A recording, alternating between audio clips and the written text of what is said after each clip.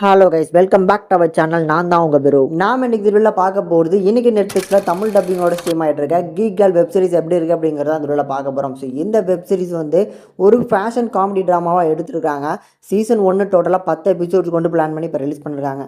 So இந்த 10 எபிசோட்ஸுமே ஒவ்வொரு duration பார்க்கும்போது 25 மினிட்ஸ் தான் வருது. டோட்டலாக வந்து ஒரு 4 ஹவர்ஸ் இருந்தாலே இந்த சீரிஸை நீங்கள் ஃபுல்லாக கம்ப்ளீட் பண்ணிடலாம்.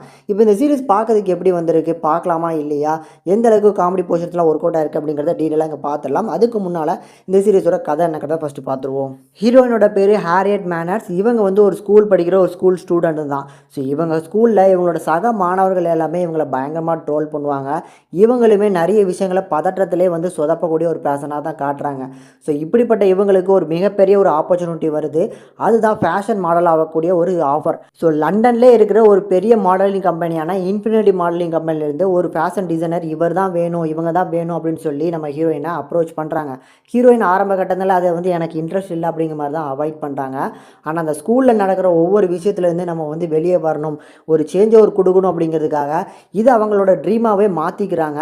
ஸோ இப்போ நம்ம ஸ்கூலில் இருக்கிற அந்த பேரெல்லாம் மாற்றணுங்கிறதுக்காக ஒரு சேஞ்ச் ஓவருக்காக இந்த ஆஃபரை அக்செப்ட் பண்ணிக்கிட்டு அந்த இன்ஃபினிட்டி கம்பெனிக்கு போய் போகிறாங்க. அவங்க வந்து சொல்கிற டேட் எல்லாம் பார்க்கும்போது இவளோட ஸ்டடீஸ் வந்து கெட்டு போயிடும் அப்படின்னு சொல்லி இவங்களோட ஸ்டெப் மாமா வந்து இப்போதைக்கு அது வேணாம் அப்படின்னு சொல்லி அங்கேருந்து வந்துடுறாங்க. ஸோ இதுக்கப்புறம் அந்த தடைகள்லாம் தாண்டி இவங்க எப்படி அந்த ஃபேஷன் மாடலாக ஆகுறாங்க. இதுக்கு நடுவில் அங்கே ஏற்கனவே ஃபேஷன் மாடலாக இருக்கிற ஒருத்தங்க மேலே ஒரு க்ரஷ் வருது நம்ம ஹீரோயினுக்கு. அந்த காதல் கை கூடிச்சா அதுக்கு நடுவில் இருக்கிற அந்த ட்ராமா என்ன அப்படிங்கிறதான் இந்த 10 எபிசோட்ஸ்லையுமே காமிச்சிருவாங்க.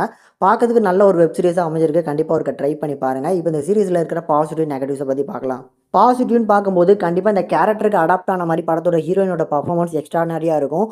சொல்லப்போனால் இந்த படத்தில் வர அந்த ஹீரோயினோட அந்த கேரக்டர் கண்டிப்பாக எனக்கு நல்லா கனெக்ட் ஆகும். ஏன்னா ஸ்கூல் லைஃப்பில் அந்த மாதிரி நான் ட்ரோல் பண்ணப்பட்ட ஒரு பர்சனாக தான் இருந்தேன்.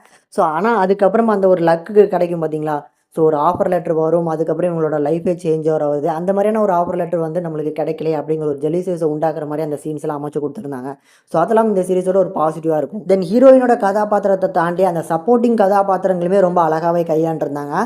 அதில் உதாரணத்துக்கு ஹீரோயினுக்கு ஃப்ரெண்டாக வர அந்த கதாபாத்திரமாக இருக்கட்டும், தென் ஹீரோவுக்கு வந்து ஒரு ஃபேஷன் மாடல் வந்து ஒரு ஃபேக் ரிலேஷன்ஷிப் ஆன்லைனில் வந்து மெயின்டைன் பண்ணிட்டு இருப்பாங்க. அந்த போர்ஷன்ஸ்லாம் ஒரு நல்ல ஒரு என்டர்டெய்னிங்காக இருக்கும். ஸோ வந்து ஒரு பிராண்டை வந்து எக்ஸ்ப்ளோர் பண்ணி காட்டுறதுக்காக ஒரு ஃபேக் மாடலாக வந்து ஃபேக் கப்புள்ஸாக நடிச்சுக்கிட்டு இருப்பாங்க. இந்த மாதிரி அந்த 10 எபிசோட்ஸும் முடிஞ்ச அளவுக்கு இன்ட்ரெஸ்டிங்காக நகர்த்தி கொண்டு போயிருக்காங்க. பெரிய லெவலில் போரிங் அப்படிங்கிறது இந்த 10 எபிசோட்ஸில் பார்க்கும்போது எனக்கு கண்டிப்பாக ஃபீல் ஆகலை.